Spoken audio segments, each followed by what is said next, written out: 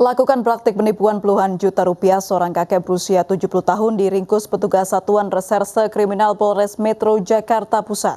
Untuk meyakinkan para korbannya, pelaku mengaku sebagai mantan ajudan Presiden Republik Indonesia pertama Soekarno, berpangkat Letnan Jenderal TNI yang telah purna tugas.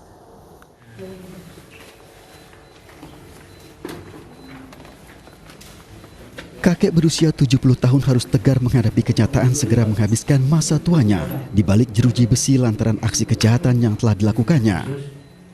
Aksi penipuan yang dilakukan tersangka terbilang nekat, yakni meminta pertolongan korban untuk mencairkan surat berharga miliknya sebesar 15 miliar dolar Hong Kong dan 2 miliar US dollar yang tersimpan di sebuah bank swasta.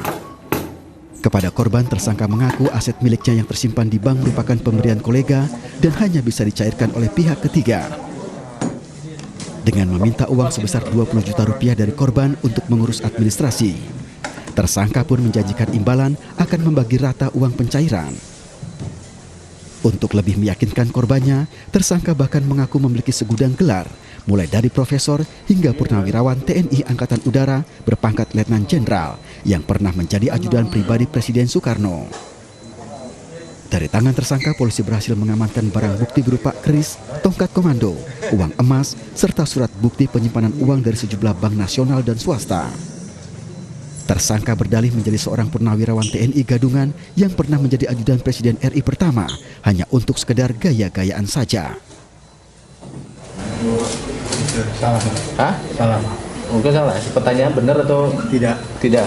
Kenapa Bapak mencantumkan gelar?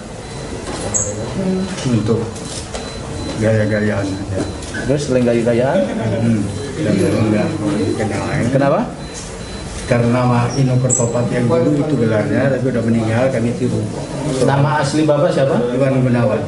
Terus Adapun modus dari kasus ini bahwasannya si tersangka memiliki berbagai surat berharga yang berada di luar negeri, kemudian nilainya cukup fantastis.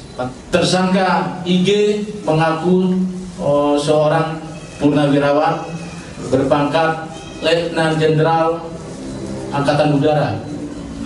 Dan dia juga mengaku sebagai mantan ajudan Presiden RI pertama. Untuk mempertanggungjawabkan perbuatannya, tersangka dijerat pasal 378 dan 372 tentang penipuan, serta penggelapan dengan ancaman pidana 4 tahun penjara. Dari Jakarta, Rani Sanjaya, iNews melaporkan.